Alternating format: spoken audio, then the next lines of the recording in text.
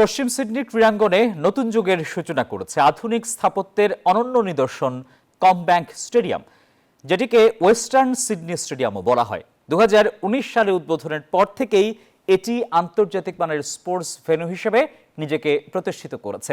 360 million Australian dollar খরচে এই স্টেডিয়ামেই ইতিহাসের সাক্ষী হবে বাংলাদেশের নারী ফুটবলাররা। অস্ট্রেলিয়ার সিডনি থেকে সহকর্মী সুখন সরকার জানাচ্ছেন বিস্তারিত।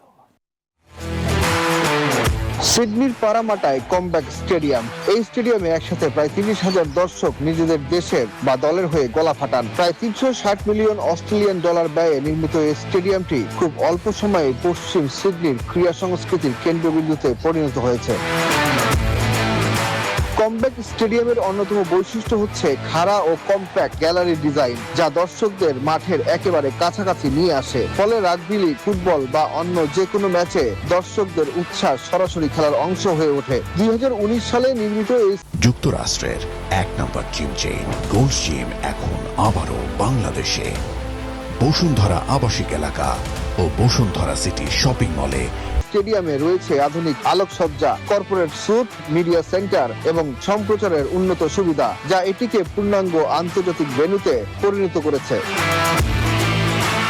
রাগবি লিগের জনপ্রিয় দল পারামাটা ইলস ও ওয়েস্ট সিডনি ফুটবল দলের হোম গ্রাউন্ড হিসেবে ব্যবহার করা হয় এই স্টেডিয়ামটি। শুধু খেলাধুলাই নয়, খেলাধুলার পাশাপাশি বড় বড় কনসার্টও অনুষ্ঠিত হয় এই স্টেডিয়ামে,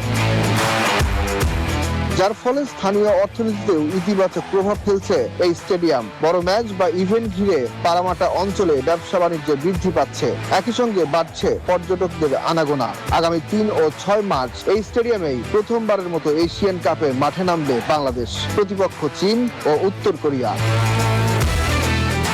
সুখন সরকার, নিউজ 24, সিডনি, অস্ট্রেলিয়া।